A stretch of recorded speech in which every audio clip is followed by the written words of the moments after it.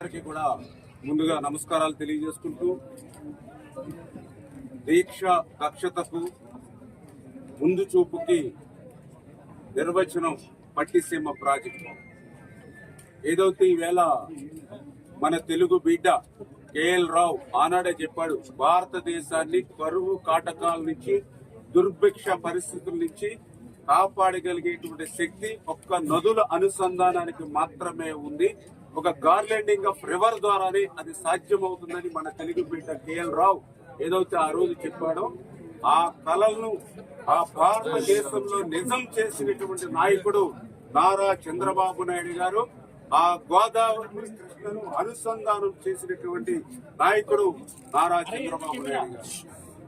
ఏదైతే పోలవరం ప్రాజెక్టు ద్వారా బహుళార్థకమైనటువంటి ప్రయోజనాలు ఆంధ్రప్రదేశ్ రాష్ట్రమంతా ఇచ్చేంత వరకు గోదావరి జలాలు ఏదైతే ప్రతి సంవత్సరం కూడా 3000 టీమ్స్ వృధాగా సముద్రంలో ఏదైతే కలిసిపోతూ ఉందో ఆ నీటిని మరి పట్టి ఏదైతే పోలవరం ప్రాజెక్టు పూర్తయ్యేంత లోపుగా మరి ఆ గోదావరి జలాలను ఇటు ఏదైతే మరి మన కృష్ణాకు మరి డెల్టాకు అందించడం ద్వారా పట్టిసీమ ద్వారా తద్వారా ఇంకా ఏదైతే కృష్ణా డెల్టాను మరి స్థిరీకరణ చేయడంతో పాటుగా ఏదైతే ఇక్కడ కృష్ణాకి ఇచ్చినటువంటి వాటర్ ద్వారా రేపు శ్రీశైలంలో ఆ బ్యాక్ వాటర్ అటు మరి ఏదైతే రాయలసీమకు పంపించడం ద్వారా, అదేవిధంగా ఏదైతే పురుషోత్తపట్నం ఎత్తుపోతల ద్వారా మరి ఏదైతే ఏలేరు రిజర్వాయర్ కి తీసుకుని అక్కడి నుంచి స్టీల్ ప్లాంట్ కి అదేవిధంగా విశాఖకి త్రాగునీరుకి అందించేటువంటి విధంగా. అంటే నేను ఎందుకు చెప్తున్నానంటే పోలవరం ప్రాజెక్టు పూర్తవడానికి ఇంకో 4-5 సంవత్సరాలు పడుతుంది. ఈ లోపుగా ఆ 4-5 సంవత్సరాల్లో కూడా వృధాగా పోయేటువంటి నీటిని సద్వినియోగం చేసుకోవాలనేటువంటి ఆలోచన ఆ రోజు ఏదైతే చంద్రబాబు నాయుడు గారు ముందు చూపుతూ వచ్చిందో దాని ఫలితాలు ఈ రోజు మనందరం కూడా చూస్తున్నటువంటి పరిస్థితి. అందులో భాగంగానే ఈ రోజు ఏదైతే పట్టిసీమకు సంబంధించి మరి ఏదో ఈ రోజు 17 పంపులు ఏదైతే ఈ రోజు పనిచేస్తూ ఉన్నాయి.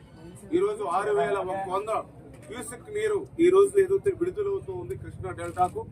మరి ఏదైతే ఇంకొక 8 పంపులు కూడా ఈ రోజు ఒక 3, అదేవిధంగా రేపు ఎల్లుండిలో మిగిలిన బ్యాలెన్స్ మొత్తం 24 పంపులు కూడా మరి 1 by 1 ఒక్కొక్కటి రన్ చేసుకుంటూ రావడం ద్వారా మరి దగ్గర 8000 క్యూసెక్కుల నీరు వరకు కూడా మరి యొక్క కృష్ణ అనుసంధానం చేసేటువంటి ప్రక్రియకు శ్రీకారం చుడుతున్నాము. ఏదైతే గత 4 రోజుల క్రితం 5 రోజుల క్రితం ఏదైతే పట్టిసీమ మోటార్లు ఏదైతే ఆన్ చేశామో ఈవేళ కళలు ఫలించి ఈవేళ కృష్ణా నదికి మరి యొక్క గోదావరి నీరంతా కూడా ప్రవహించడం మనందరం కూడా కళ్ళారా చూసినటువంటి పరిస్థితి.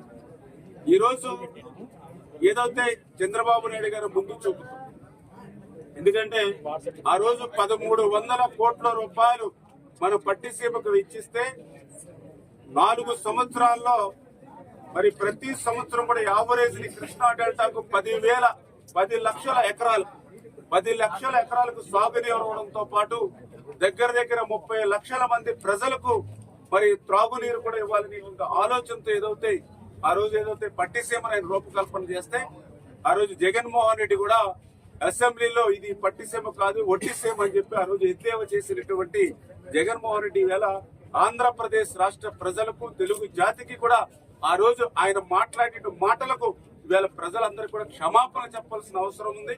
అటువంటి వ్యక్తి రాజకీయాల్లో కానీ ప్రజాస్వామ్యంలో ఉండడానికి కూడా అర్హుడు కాదనే విషయాన్ని కూడా గుర్తు పెట్టుకోవాలని తెలియజేస్తూ ఉన్నా.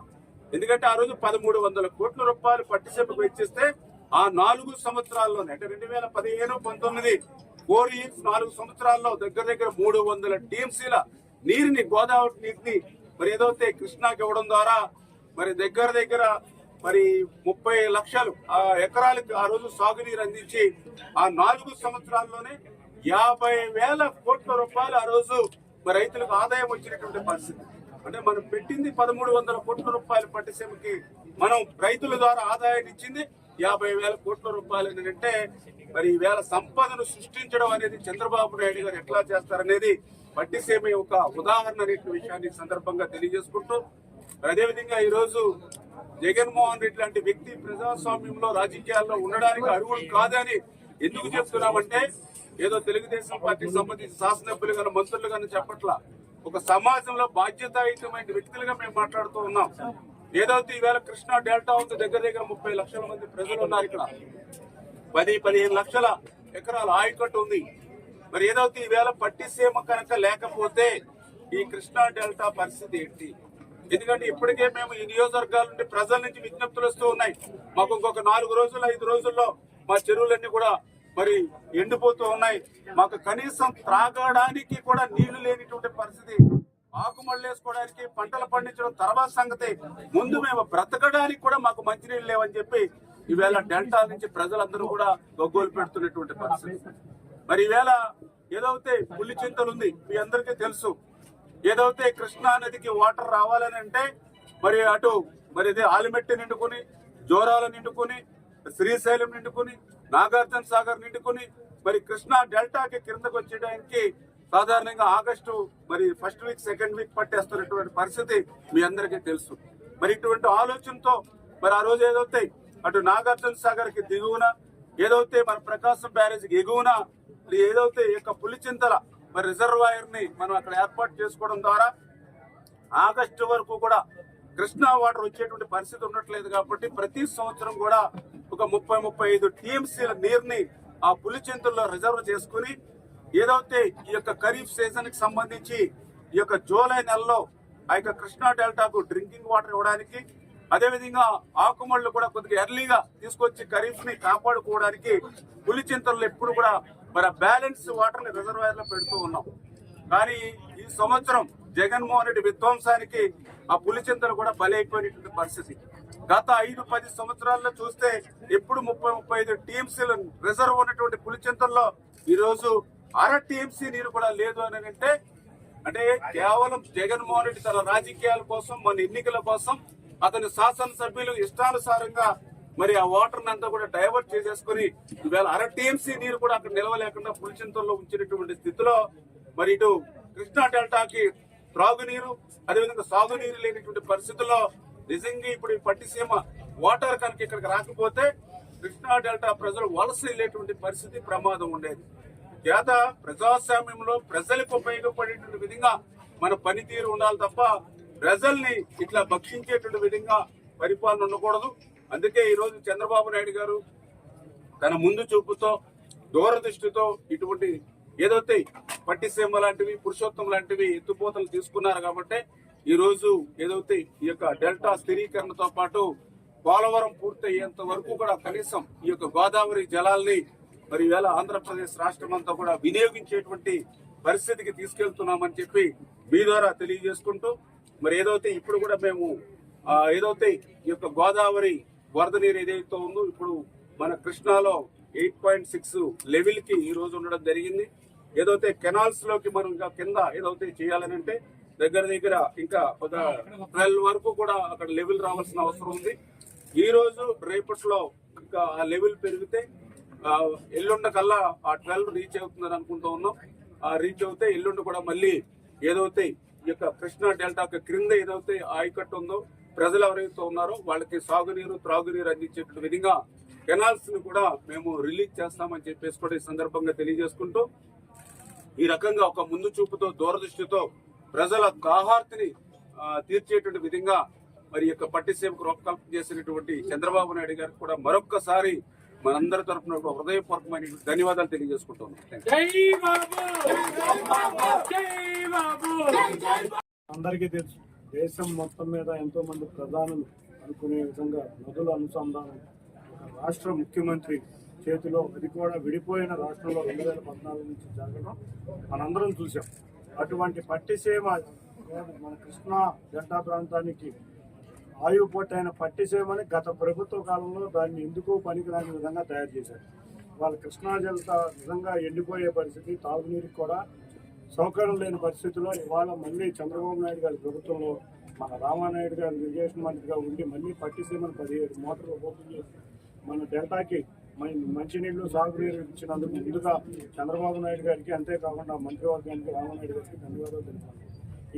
ఈ ప్రాంతంలో గత మంత్రిగా చేసిన దేవినేని ఉమా గారు ఇక్కడ ఎంతో కృషి చేశారు. ఆ సమయంలో ఇక్కడ హారతి కార్యక్రమాల ద్వారా ఎంతో మంది ప్రజలకి జీవనోపాధి ఉండేది. ఆ జీవనోపాధి కూడా లేకుండా పోయి ఎంతో మంది చిరు వ్యాపారులు కూడా రోడ్డు మీద పడి జీవనోపాధి కోల్పోయిన పరిస్థితుల్లో మేము మంత్రి గారిని ఒకటే కోరుతున్నాం, మళ్ళీ ఇక్కడ హారతి ప్రోగ్రాం పెట్టండి.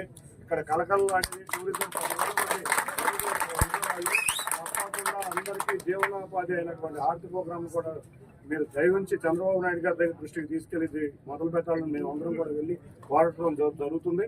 తప్పకుండా అది కూడా ప్రారంభించి ఈ ప్రాంతం, ఈ ఇబ్రహీంపట్నం ప్రాంతం గత 2014 నుంచి 19 వరకు ఏ విధంగా కలకలలాడేదో మళ్ళీ ఇంకొక నెల రోజుల్లో అదే విధంగా కలకలలాడాలి. కాబట్టి ఇక్కడ చాలా భారీగా ప్రజలు మన మీద అందరూ ఆశలు పెట్టుకున్నారు. అటువంటి హారతి కార్యక్రమాన్ని కూడా మీరు వెంటనే ప్రారంభించాలని కోరుకుంటూ మా అందరి తరఫున, మా కృష్ణా డెల్టా ప్రజలందరి తరఫున చంద్రబాబు నాయుడు గారికి, మంత్రి మండలికి, అంతేకాకుండా ముఖ్యంగా రామనాయుడు గారికి ధన్యవాదాలు తెలుపుకుంటున్నాను. ఈరోజు ఇక్కడ పట్టిసీమ ద్వారా ఇక్కడ రావటం చూస్తేనే చాలా ఆనందంగా ఉంది. ఎందుకంటే గత కొన్ని రోజులుగా వాటర్ రివ్యూ చేస్తుంటే గుడివాడ నియోజకవర్గంలో ప్రత్యేకంగా ఎక్కడ నీళ్ళు లేని పరిస్థితి, మంచినీళ్ళు ఆల్రెడీ గుడివాడ మున్సిపాలిటీలో అయితే 2 రోజులకు ఒకసారి అని చెప్పి అనౌన్స్ చేసాం. 15వ తారీఖు దాటితే మా పరిస్థితి ఏంటో అనేది టెన్షన్ గా ఉన్న పరిస్థితిలో 2 రోజులకు ఒకసారి వాటర్ అని చెప్పి నేను రీసెంట్ గా అనౌన్స్ చేయడం కూడా జరిగింది. ఇక పల్లెల్లో ఇంట్లో అయితే కనుక పూర్తిగా చెరువులన్నీ ఎండిపోయి ఉన్నాయి. ప్రాంతం మురుగునీరు లాగా వస్తుంది. అసలే మాకు ఫిల్టర్ మెకానిజం కూడా చాలా పోయి ఉన్న పరిస్థితిలో కనీసం నీరు కూడా ఇవ్వలేని పరిస్థితి దొరుకుతుంటే భయం వేస్తా ఉంది. ఇప్పటిదాకా వెంటనే రియాక్ట్ అయ్యి మనకి పట్టిసీమ ద్వారా నీళ్లు తీసుకొచ్చి మాకు ఇప్పుడే దాహం తీరినట్టుంది. యాక్చువల్లీ చూస్తుంటేనే మాకు కొంచెం గొంతు తడిసినట్టు అనే పరిస్థితిలో ఉన్నాం. ఇది వాటర్ ఇస్తే అన్నందుకు, ఈ వాటర్ తీసుకొచ్చినందుకు మా చంద్రబాబు నాయుడు గారికి, అలాగే ముఖ్యంగా మన మంత్రి రోజులు నిమ్మల రామానాయుడు గారికి చాలా థ్యాంక్స్ చెబుతా ఉన్నాం. కొంచెం మా నీళ్లు దాహం త్వరలో తిరుగుతుందని చెప్పి ఇది కంటిన్యూ చేస్తారని చెప్పి ఆశిస్తూ నారాయణపూర్, జోరాల, శ్రీశైలం, నాగార్జున సాగర్, పులిచింతల, ఇప్పుడు ప్రకాశం బ్యారేజ్లో కూడా 12 అడుగు 3 TMC లేని పరిస్థితి. ఇటువంటి పరిస్థితులు రాకూడదనే నారా చంద్రబాబు నాయుడు గారు ఈ నదుల అనుసంధానం ఏదైతే గోదావరి తల్లి నీళ్లు 3000 TMCలు సముద్రంలో పోతున్నాయని మార్చి 2015 తెలుగుదేశం పార్టీ ఆవిర్భావం జరిగిన రోజు అది. ఆ పుణ్యదినాన 2015 మార్చి 29న చంద్రబాబు నాయుడు గారు దీన్ని శంకుస్థాపన చేశారు. సెప్టెంబర్ 15న 5 నెలలు జరగకుండా, 6 నెలలు పూర్తి అవ్వకుండా పవిత్ర సంఘం అనే నామధేయం చేసి ఈ ప్రాంతానికి అన్నీ కూడా చిట్టడుగులు ఉన్నాయి. వీళ్ళందరూ కూడా తెలుసు. దీనంతా కూడా పవిత్ర స్థలంగా తీర్చిదిద్ది దీనికి పవిత్ర సంఘం అనే నామకరణం చేసి గోదావరి తల్లి నీళ్ళనే ఇక్కడ కృష్ణమ్మలో కలిపితే చెంబుతో పోసామన్నారు, చెరువులో తెచ్చిపోసామన్నారు. ఇవాళ 400 TMCలు ఇందాక రామానాయుడు గారు చెప్పినట్టుగా తెలుగుదేశం ప్రభుత్వంలో 300 TMCలు ఏదైతే పంపులు పిక్కుతున్నాడే పార్టీ పిక్కునే పరిస్థితి వచ్చింది జగన్ రెడ్డి గారు. ఇవాళ 400 TMCలు మొన్న దేవుడి స్క్రిప్ట్ పంపులు కట్టేశాడు 3 ఏళ్ళు, కానీ చివరి సంవత్సరంలో తప్పని పరిస్థితిలో పంపులు వేసాడు. ఆ విధంగా దగ్గర 400 TMCలు పైగా వచ్చాయి. అంటే 105 TMCలు ఒక సంవత్సరంలో తీసుకొచ్చాం ఈ ప్రాంతానికి. అంటే దగ్గర 35 సార్లు ప్రకాశం బ్యారేజీ నింపచ్చు. 105 TMCలు. గత సంవత్సరం వాడకమే 116 TMCలు ప్రకాశం బ్యారేజ్ దగ్గర.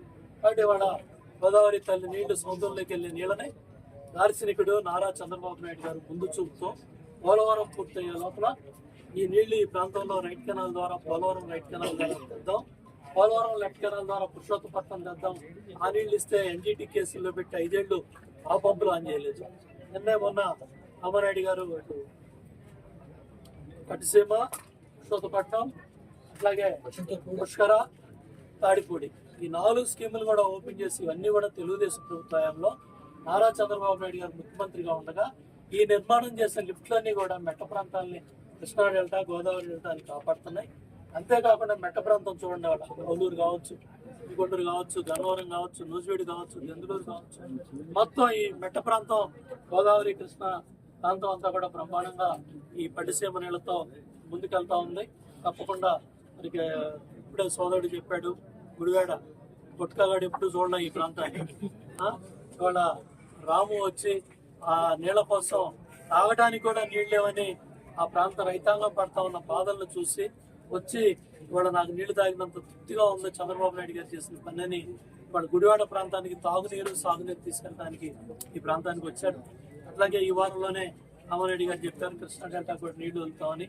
అదేవిధంగా మెట్ట ప్రాంతం అంతా కూడా సస్యశ్యామలం అంటే చింతలపూడి ఎత్తిపోతల పథకానికి 4,000 కోట్ల పైగా ఖర్చు పెట్టా ఉంటుంది దగ్గర. ఇంకొక 2,000 కోట్లు ఖర్చు అయితే మొత్తం ఈ ప్రాంతం అంతా కూడా జగ్గేపేట, నందిగామ, మైలవరం, తిరువూరు, నూజివీడు, గన్నవరం, దెందులూరు, చింతలపూడి మొత్తం ఈ బెల్ట్ అంతా కూడా బ్రహ్మాండంగా సస్యశ్యామలం అవుతుంది. అశ్వాదే కృష్ణ 2 మెట్ట ప్రాంతాలు కూడా బంగారం అవుతాయి. ఉన్న రివ్యూ కూడా రామారెడ్డి గారు అన్ని కూడా చూడడం జరిగింది. తప్పకుండా చంద్రబాబు నాయుడు గారు ఆ స్కీమ్ 2,000 కోట్లు ఇవ్వాలనే పట్టుదలలో ఆయన కూడా ఉన్నారు. ఆ చింతలపూడి కూడా పూర్తి చేస్తే 1,00,000 మంది ప్రారంభోత్సవానికి వచ్చారు. రేపు నీళ్ళు ఇచ్చే ప్రాంతానికి కొన్ని లక్షల మంది చింతలపూడి గోదావరి తల్లి నీళ్ల కోసం మెట్ట ప్రాంతం గోదావరి కృష్ణ ఎదురు చూస్తుంది. తప్పకుండా చంద్రబాబు గారి నాయకత్వంలో, రామారెడ్డి గారి నాయకత్వంలో అన్ని ప్రాంతాలు కూడా తాగునీరు సాగునీరు వెళ్ళడానికి జలవనరుల శాఖ అన్ని కార్యక్రమాలు తీసుకొని ముందుకెళ్తామని చెప్పి తెలియజేసుకుంటూ సెలవు తీసుకుంటాం.